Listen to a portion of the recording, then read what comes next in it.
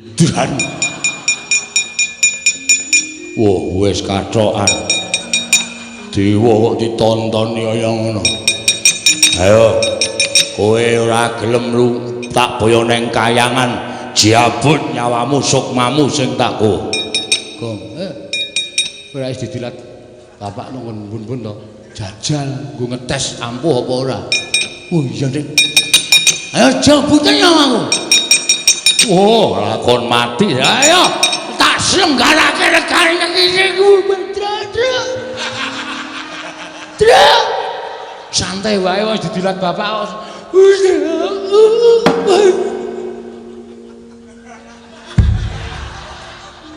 Waduh. Modar. Hilang nyawamu. Gong. Lho kok wangsulan? Pet-petan ndasku. Iso tangira, iso. Lho.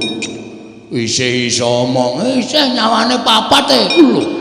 Weh, lah kowe jabut aku ora mati, tak jabut kena. Aduh,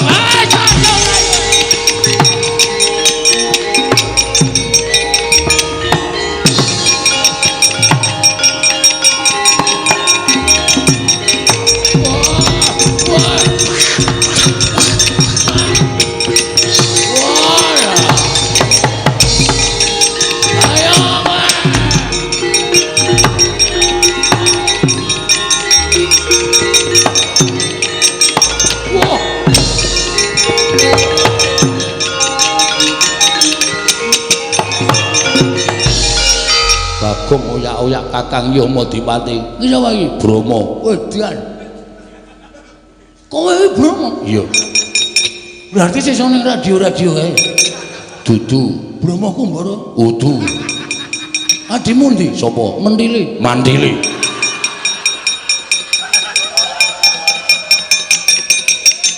Aku dewa. Dewa apa ora minggat jabut nyawamu.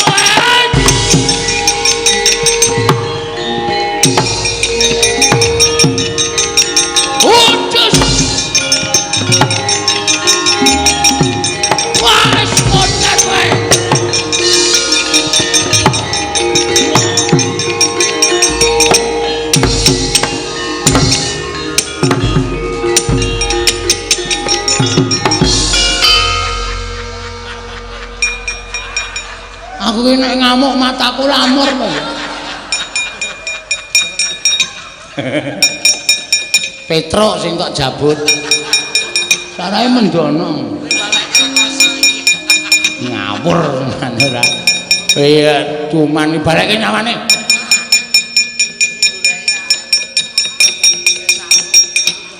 Wis. Wong edan.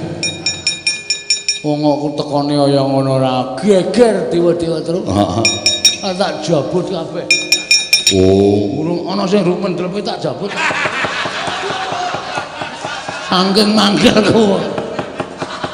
Ha iya. Apa ya wedan ora ngono ndadewane aja ora sangep enake dhewe kok. Ha iya. Piye nek ngene iki? Wih, Gong. Ora pangling ae. Sapa? Iwang Pikulun Bathara Guru. Ngambah dirgantara sajake duka tenan kae. Terus ayo ngayom nang bapak wae. Mlayu.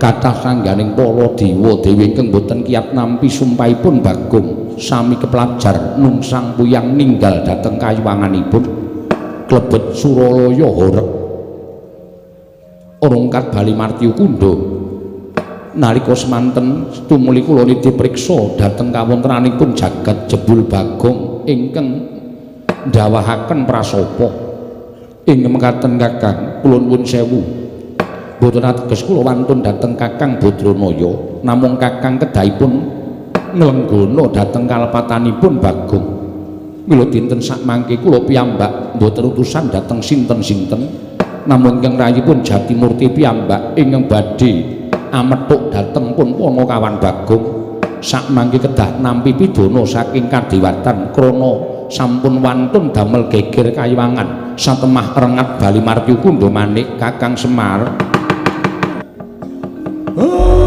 pancen aku nglenggono lupute anakku pancen wis pancen disengaja. Mula guru mbok ya aku wene ana. Wene ana pangapura. Ora Bagong sing njaluk pangapura ning bapakne Bagong sing njalukke pangapura karo Bathara Guru. Supaya anakku Bagong aja nganti diboyong eneng kayangan. Aja nganti diwenehi pidana merga nggone wis keladuk wani nibake sumpah. Aja ya guru ene ana pangapura. Ngapa to, Pak? Aku arep dijak nendi, Pak? Kowe arep digawa ning kayangan. Alhamdulillah. Cah kae radong kok ya. Kowe kok malah alhamdulillah ki ngapa? Weh lah, arang-arang wong sing ngerti kayangan ki. Pukulan kula sagah dipun beta wonten kayangan. Kok tapuk sandal cangkemmu. Ngapa ya, Pak? Ngapa ya, Pak? Kok ngapa ya, Pak? Terucat. Ngapa ya, Pak? Kowe diboyong Bathara Guru ning kayangan kuwi arep diwenehi pidana merga kowe wis tau tatesuki lagi wae sumpah. Nek kowe arep gugat ning kayangan nek ora entuk Prabeya nggone bakal bangun. Aku ra isih elek karo kowe to. Lho edan. Sumpahku tekan kayangan, Pak. Nyatane dewaning dewa mudhun ning kene kok. Aku wis ngandani karo kowe. Ucapku iki padha karo ucape Semar. Mula nek ngucap ngati-ati. Kowe diunggahke ning kayangan ki arep dipidana. Arep cemplungke ana ing kawah Candra Dimuka. Asik. Aku lho ngadus dasare, Pak. Wah, jan bocah iki Candra Dimuka ki apa, Le? Candra Dimuka ya apa? Candra Dimuka ki neraka. Waduh. Ngapa salahku? Kowe sumpah kuwi mau. Ameng sumpah kok. Mesa sumpahe Bagong kok gawe geger kayangan. Bagong. Pripun? Mula gelem ora gelem kowe kudu tak boyong eneng kayangan. Dina samengko kanggo nglunasi apa kang dadi utangmu. Kanggo ngapokake aja nganti sira wani ngucap ing sak kepenake dhewe. Weh, lah ya emoh. Yen kita ora gelem, kita bakal ulun ruda paripeksa. Jalaran prapta ulun ana ing wismamu wis nganti sak kathahing para durandara, para jawata ing bakal ruda peksa kelawan kowe Bagong. Mula wektu dina iki Kakang Semar kula nyuwuni dipanilah dhateng jengandika Kakang Semar Bagong badhe kula boyong. Mangke kados pundi kawontenanipun Bagong menika wonten purba wasesanipun ingkang rayipun Manikmaya. Kosek. Adile wong luput ki njaluk ngapura. Mongko sing njaluk ngapura ora anakku. Sing makili bapakne njaluk ngapura iwadene adreng. Nggonmu kepengin boyong karo Bagong. Saiki ngene wae. Gandeng aku lek njaluk ngapura karo kowe, kowe ora wangsulan mbok tampa apa ora, aku tak nanting karo anakku. Bagong, pripun, Pak? Nek kowe digawa Bathara Guru ning kayangan sago apa ora? Sago.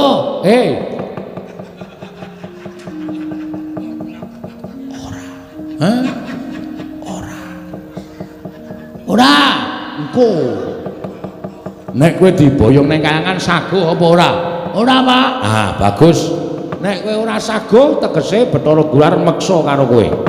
Nek kowe arep dipeksa karo Bathara Guru, kira-kira kowe piye? Ngibarate kaya dene cacing kepidak menungso. Kecekel tukang mancing. Dinggo umpan. Ora tekan gone kanggo ngomong wae. Cacing kepidak menungso ki ngolet. Butuh bales, Pak. Aku ki menungso. Kedunungan perasaan aku ora ndek niat gawe geger kayangan. Niatku men supaya apa penjangkaku iso kasembadan mula nek nganti aku arep digone kayangan, aku ora sudi, Pak. Aku mau nek aku dinikah Bathara Guru.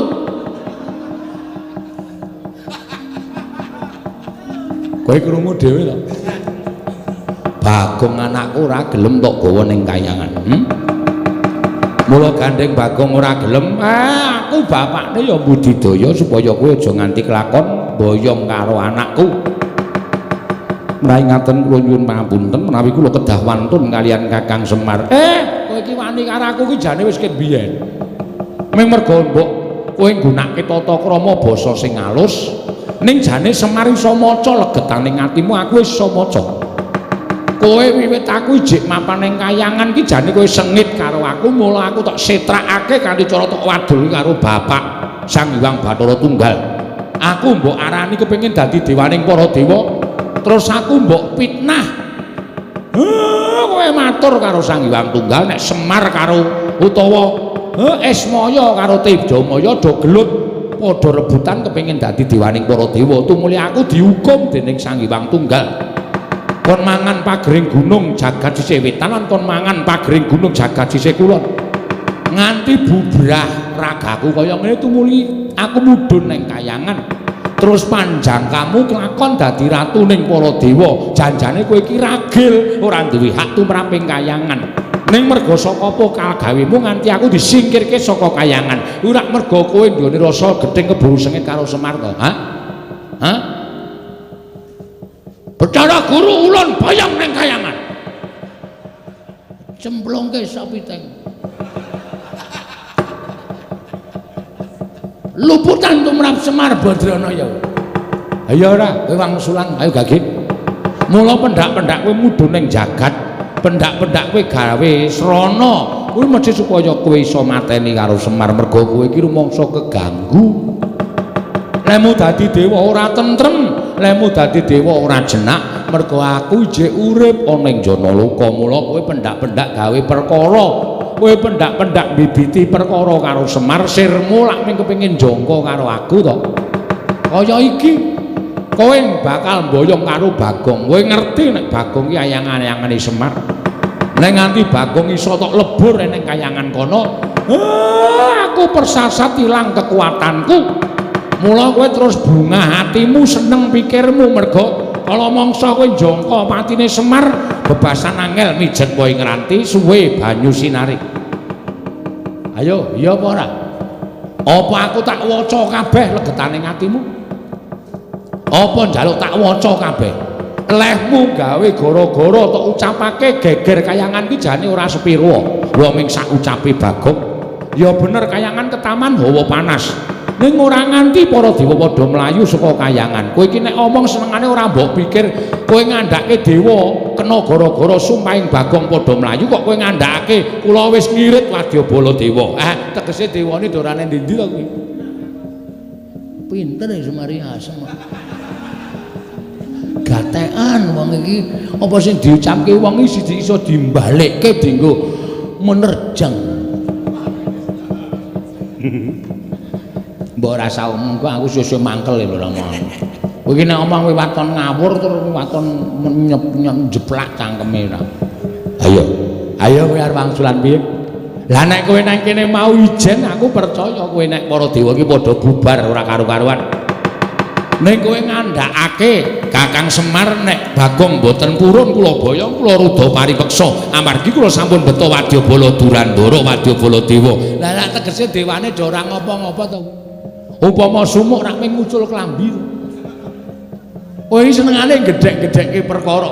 Nek sing salah rombong aku, mbok Bagong, mbok Gareng, mbok Petruk, mbok Pandhawa, mbok gedhek-gedhekke permasalahane, mbok gedhek-gedhekke perkarane.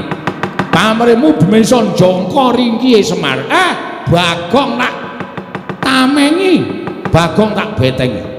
Ayo boyongen anakku. Boyongen. Anakku Bagong boyongen neng kayangan. Waton kowe iso glindhengke mestakane Semar.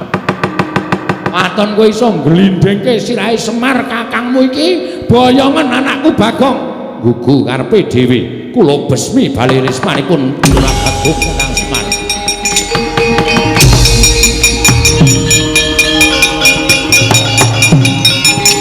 Matur nuwun Pak.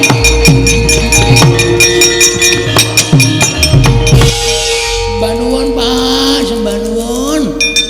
Nek mboten wonten Bapak, dados napa kula? Matur nuwun nggih Pak. Rai. Salahe ra wangsulan. Aku wis ben nek ora tak ngenekke ndak ora jarak perkara. Wong sing jarak perkara Bathara Guru iki perkarane titah kok senengane medhun melu-melu. Malah niki anu Pak. Bebasan napa jenenge? Apa terus jenenge? Apa? Lho apa jenenge? Peribahasa lho. Peribahasa apa to? Sambil menyelam minum susu. Nah, minum air. Sambil menyelam minum air. Tegese ngene, Pak. Bathara guru nek iso kalah jaluki Probaya nggo mbangun desa. Ngoten, Pak. Setuju to, Pak? Iki pikiranmu kok mengarep ngerampok wae. Lho, ayo dilahirke iki didadekke copet. Dadekke copet wis kok gampang nek Bathara Guru engko kalah karo aku tak jaluki Probayane aja kuwatir. Asik.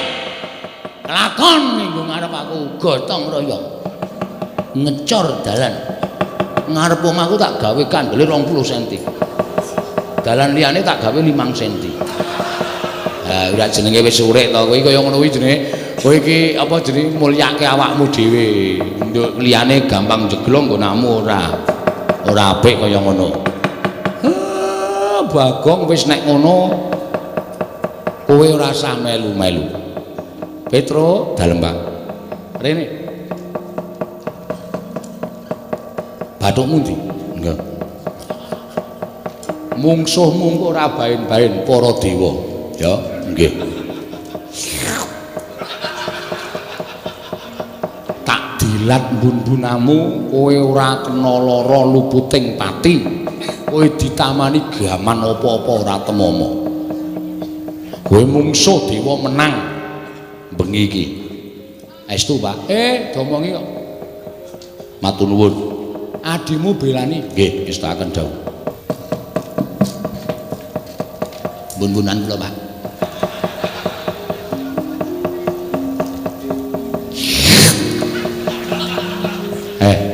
Wah mak nyes.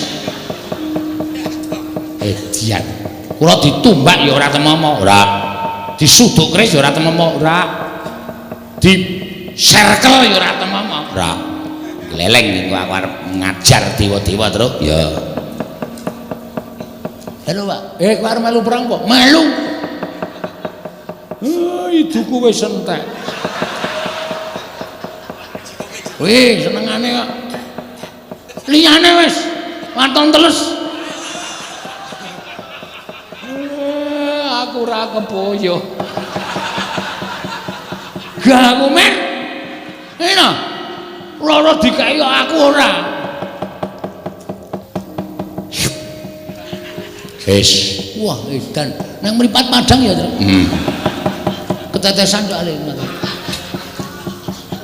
Kula mboten lega ra sing manah kula.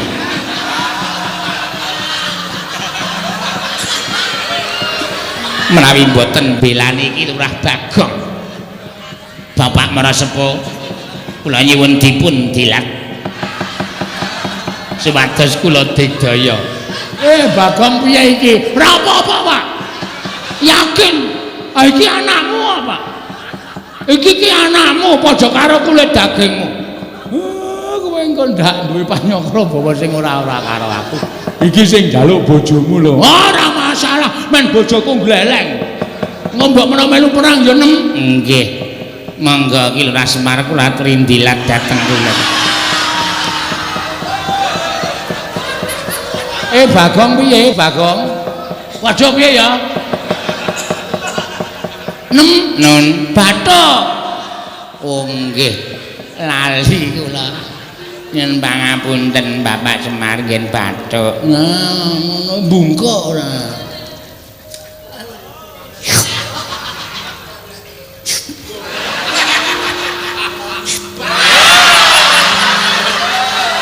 Ngene wae Mer.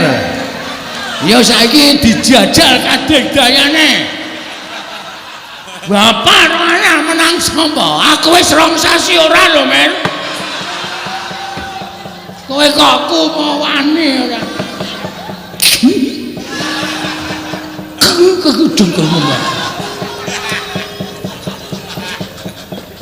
Wong penyanyi kula niku kalian bapak menika sampun kados anak dhewe. Amun de panyol kula sing mboten. niki ming demi keamanan supaya mengke wonten dewa sing mlebu wonten ing Bale Wisma panjenengan menika kula ingkang ngadepi kula wushu oh bojomu iki anu apa gonggen olahragawan pencak silat to heeh wah kuwi pothok mbiyen ngarat boto papate prel padha aku ngarat kerupuk 8 kerupuk aku wae kuat lho mung kerupuke kok dipamerke Petro dalem Pak Nawa Gareng Bathara Guru nek pancen nggawa wadyabala dewa dirampungi oh nggih ngestaken dawuh aku muling karo kowe ya dewa iki malati nggih mula nek ngantem dewa iki aja nganti ngantem nggon rai wis ora kena mergo kowe wis dipesthekke karo sing gawe urip nek dewa iki pancen duwe derajat lan pangkat nek diantem nggon sirah ora bakal kena waduh atus ngen pundi ngantem dewa iki dodo medun pupu angsal entuk weteng angsal entuk waton dodo medun ya Tru ya ha iya omongi nek diantem nggon weteng ra apa-apa nggon pupu ra apa-apa diplotot wae wile mari 3 dina laren-laren nganti suwane matuk ngono Bagong awi pusaka ha iya kelemane nang kono kuwi Nawa Gareng karo Petro kowe mangkat to dhisik ndika ngestaken dawuh Pak nggih Pak ngestaken dawuh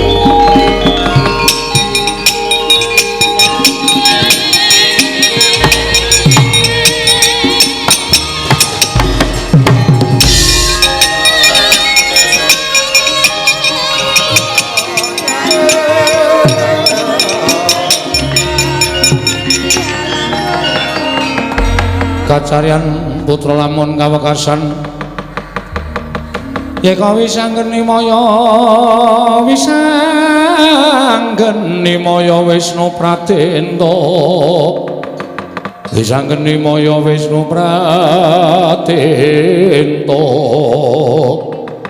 oh terus aku rantak-rantak dewane pirang-pirang mongko kowe karo keming wong telu iki piye iki wis pokoke awak dhewe nglabuhi karo Bagong mesake bocahe duwe kekarepan kok malah godane kaya ngene gedene aya ning upama Bagong mau ora wani karo wong pikulun Bathara Guru kedadene ra kaya ngene lah iya wis pokoke sak kuwate awake dhewe nek kira-kira ora kuat ya mundur nek kira-kira kuat nandingi kridaning para dewa ya dhewe kudu mbantu karo Bagong iki ketoke do ikhlas ora iki kok malah do grenengan nek niat ikhlas ngabuhi aku ikhlas ora usah dadak demi Bagong mergo adine aja nganggo pawadan adine wong bantu ki lahir batin ora sampe nae dhewe ngono kuwi ya wis tak mangkat lir ora usah dadak gemremeng tak menyang methoke para dewa nggonku nglabuhi karo kowe iki nek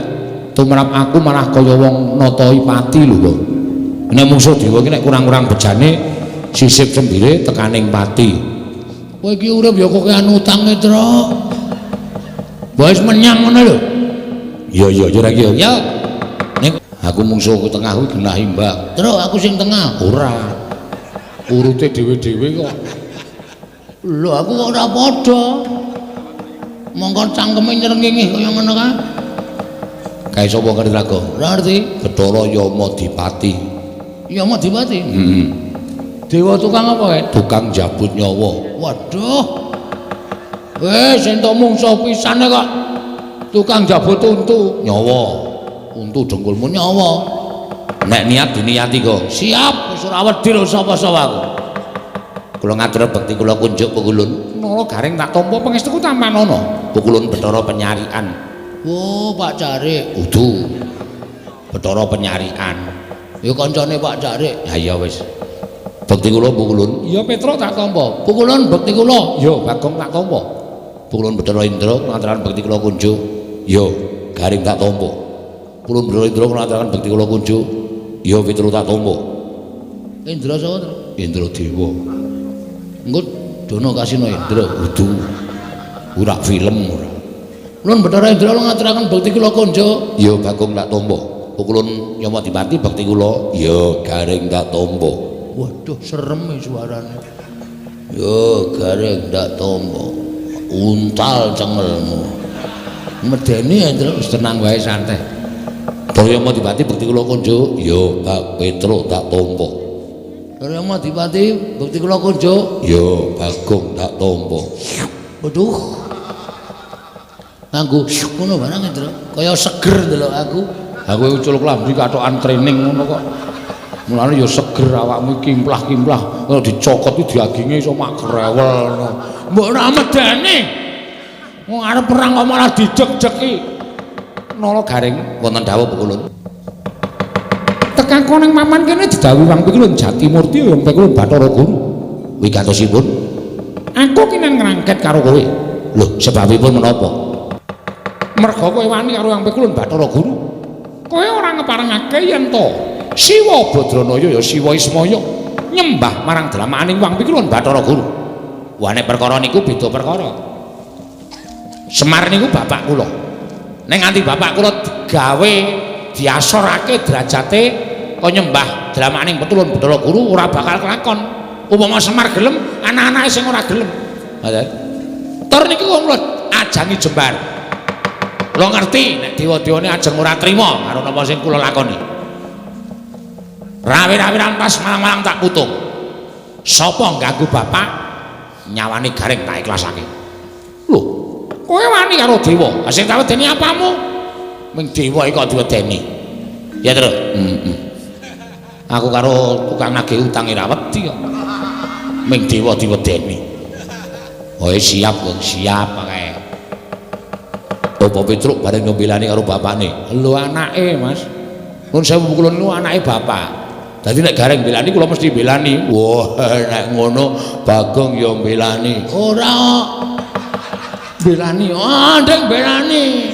Medeni enak omong untune kok graji, Tru. Ora apa-apa anggere kowe iki tetek ora masalah. Ah, aku belani. Kowe sapa jenengmu? Yamadipati. Yamadipati. Ya. Kowe belani kena ning ditena jabut nyawamu. Wow. Senengane jabut kowe ya. Belum rampung barang tok jabut ya. Manusia macam apa itu? Jan Bagong ora semingkir apa kelakon kene marganing matimu Singalena prapting lalis. Lho, wani aku sing tak wedeni apamu. Kelakon tak bondo, tak krincung sikilmu nala garing. Mang maju, nek ana dewa kewirangan aja tundang nala garing. Mati dening aku. Petruk kene margane patimu. Monggo kula ladosi terus.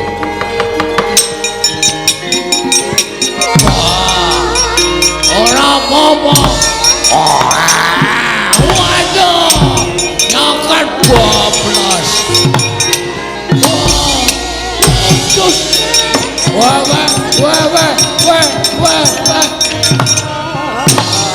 Wah.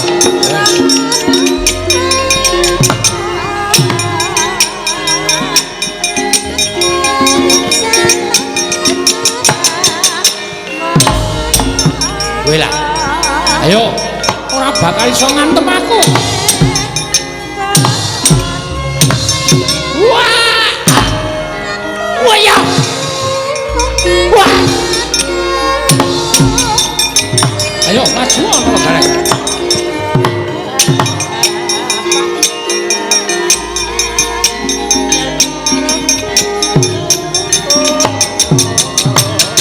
Wah. Out. Wah. Ayo maju Petro.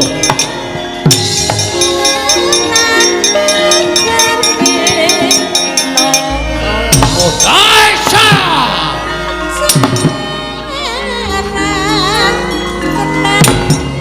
Loh, kok ora tekan ya?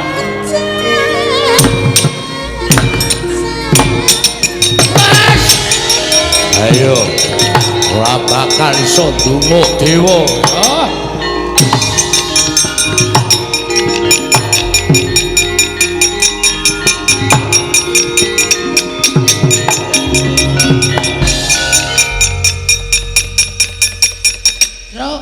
Wedange putah. Ya sepen. Wedang sing endi? Sing tae akeh banget mau lho. Kita kira melayu arep ngabarke apa-apa kok wedange putah. Kesamplo tangan kowe. Piye? Wah, aneh. Aneh piye? Dewa ditanya kok ora kena ya? Dewa ki sekti kok aku ki ya gumun Bathara Penyarian tak arta antem. Kok kaya jarake iki 2 jangkah kok ora kena. Nek sak kilan ki berarti lembu sekilan. Nek 2 jangkah ki lembu 2 jangkah. Ora ana aja kok lembu 2 jangkah. Piye Gong? Piye? Wis tak andani ngeyel to kowe. Dewa ki angel dia kalahke. Arep kowe mampang-mampang anak Semar kae.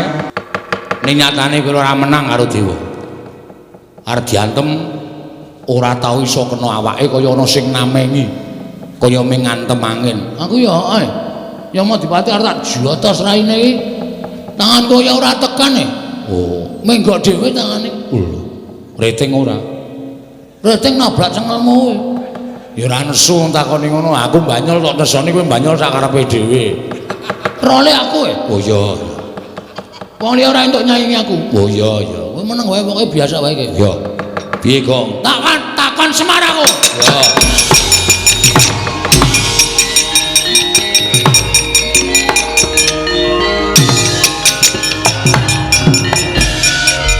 Mir. Ah, mir meneh. Wis ora apak ning mir, men. Iki kesusu iki, Pak. Piye? Aku mau bertanya kepada Bapak. Kok dadi dewa ora iso diantem? Dewa iki derajate sak dhuwure menungsa. Dewa iki sembaning menungsa. Mula dheweke ora iso diantem karo menungsa lumrah. Terus piye iki lek perang meneh wagu? Kene diajar kene arep ngantem ra iso. Rugi kene selak modar ra iso bales. Ning sing jeneng apa-apa ki ana kringkiane. Sak pinter-pintere wong ki mesti tau kapusan. Sak bodho-bodhone wong ki mesti duwe penemu sing apik. Lho wis aluka. Nggih. Sak ampuh-ampuhe wong ki mesti ana kringkiane. Baladewa kae ya ana kringkiane. Kringkiane apa, Pak? Nek ngantem dewa ya aja nggon sirah, ora bakal kelakon. Ning dada medun. Ora entuk dada munggah, ora entuk. Ning dada medun. Mesti keneng, mesti keneng. Dada medun. Iya mesti keneng. Mudiar dening aku kowe. Dada medun, Pak. Heeh. Ha, kakon. Kene medun. Wis rasa kuwatir. Rang. Truk, dada medun. Jujuk busine wae, Truk.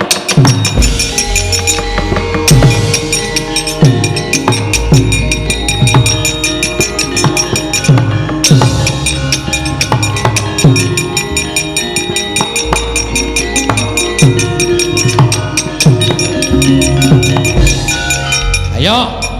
Amuk Suramarata, Jayawrata imbang yen padha-padha. Kowe arep ngopo kowe? Kowe arep ngopo kowe? Mangtutoke le ngantem.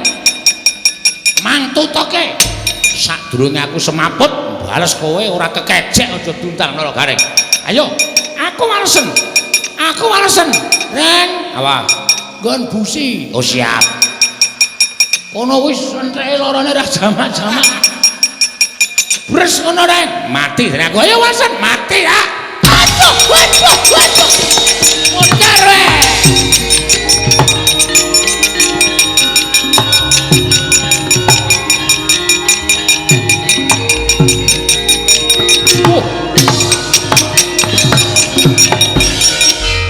Ayo sambato. Ora bakal kula mundur. Kowe ora mundur tekaning pati. Kowe ora iso ngantem aku iso ngantem karo kowe. Ning pati. Truk. Kabulator. Nggon ngendi? Wah, ora paham. Kono kuwi anggere nang banyune ya kono kuwi. Kabulatore kono kuwi kepruk sak banter-banter. Mati dereng aku. Waduh. Wah, ayo Gong ya.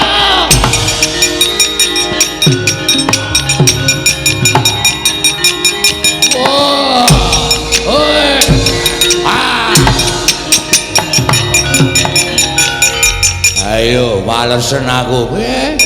walesen aku. Walesen iso males karo aku. Iso ndumuk aku ngantem aku bumi langit tangkep. Wah. Waduh. Modar.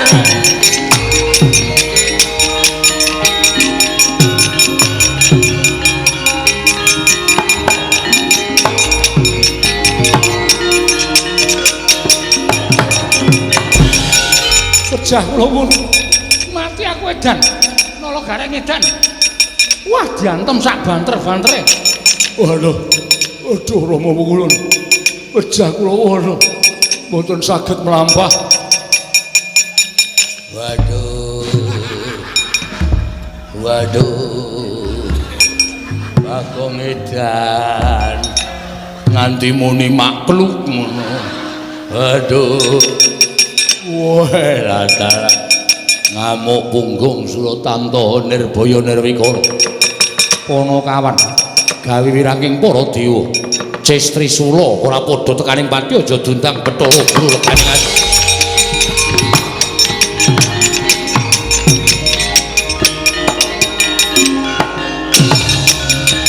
Wajah. Wes.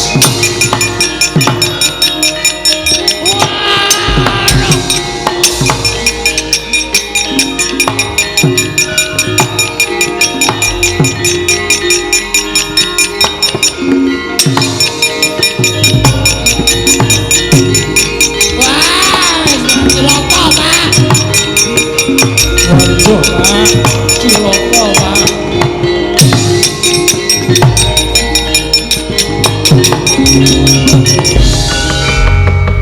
Piye kok do mlayu-mlayu?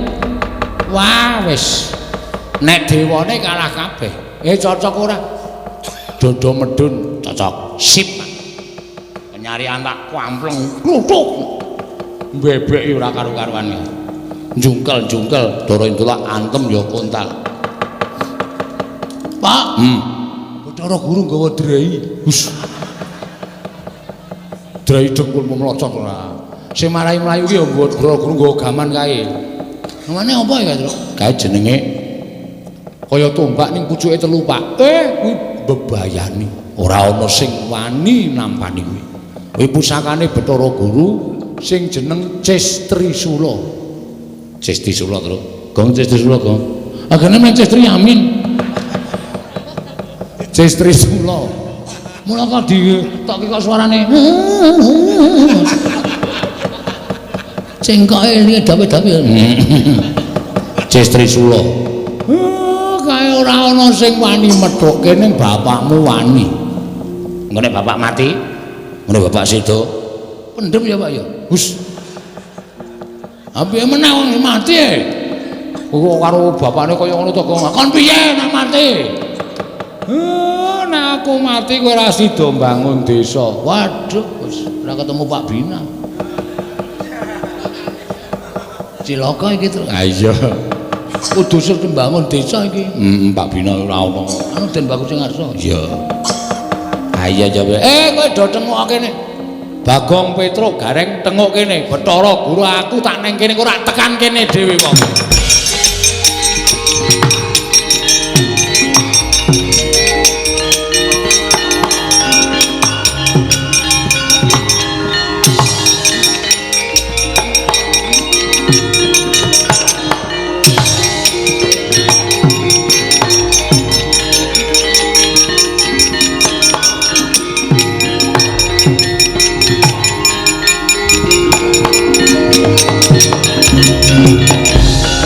Mari koten prayitna semuriris eka balik tetiyani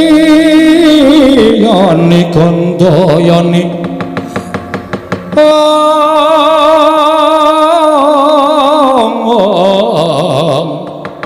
Trisanya purnama sasi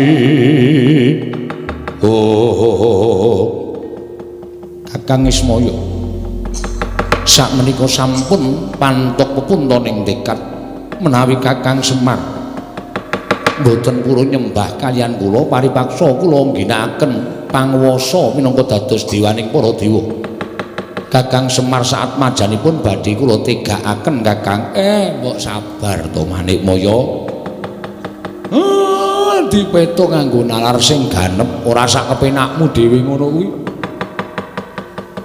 Lah nek nganti iki engko do ngerti mongko iki neng jagat.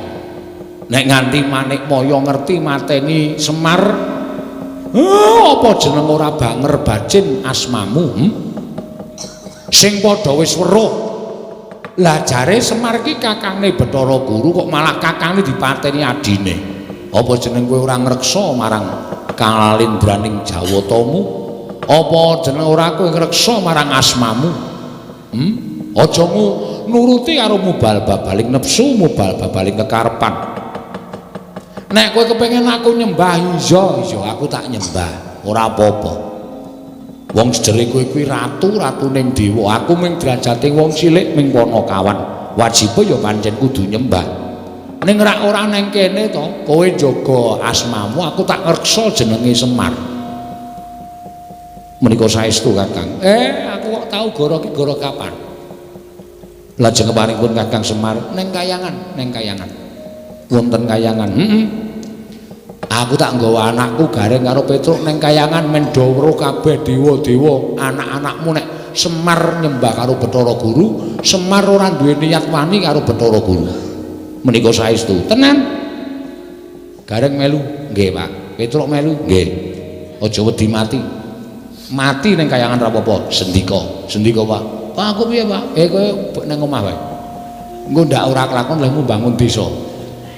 Waduh, kancaku sapa, Pak? Engko golek kanca. Petruk melu kowe. Aku melu kowe. Gareng melu kowe. Wong telu lunga. Heeh. Rampuke kewajibanmu bangun desa, mengko ra kowe isih dibutuhke dening para masyarakat padusunan kene. Nek ora bali, ora apa-apa. Teges aku mati. Waduh. Ngopo kok jewek-jewek iki? Aku arep wani karo bapak ning aku sayang karo bapak, Tru. Ya wis ben. Gareng barang kok ya mati. Iya wong nderek bapak kok ya. Alah, Rek. Ora kesaur utangmu. Wis ben kok wis tak ikhlaske. Kowe barang ya mati, Tru. Asik. Lho. Kok asik iki piye? Bojomu ayu e. Oh. Cahe Dian. Aku pancene Dian. Mau gedeng ora. Kowe tenan saestu Kakang Semar. Aku kok ngapus iki. Wis to, ayo. Dina iki budal bareng. Aku tak ngejak anakku Gareng karo Petruk Bagong men ngrampungke gaweane. Nanging menawi mangke Bagong sampun rampung pedawalanipun badhe kula pethuk, kula inggahaken wonten ing kayangan. Kula sampurnakaken sareng kalian panjenengan kula susulaken kalian kadang-kadangipun ala Gareng lan Petruk. Sakarepmu. Nek Bagong gelem. Bagong kok nek wis rampung bangun desa kok arep dipethuk karo Bathara Guru. Asik. Kowe arep diunggahke ning kayangan dipateni dicampurke karo Gareng karo Petruk. Wis ora apa-apa ora masalah. Sing penting kewajibanku rampung kabeh. Wis ora bakal piye-piye aku. Nggih, kula ngestaken dawuhne ngestu lho dipethuk lho. Iya, ulun pethuk. Nek saken bertotosa. Lho. Guru kok nggo tosa ora. Ya ora mungkin ora dewa e. Monggo Kakang Semar kula dherekaken minggah dhateng kayangan. Ayo. Ikhlas nggih Kakang. Ora ikhlas sebab apa? Urip ora are tuku, ora are utang kok ora ikhlas.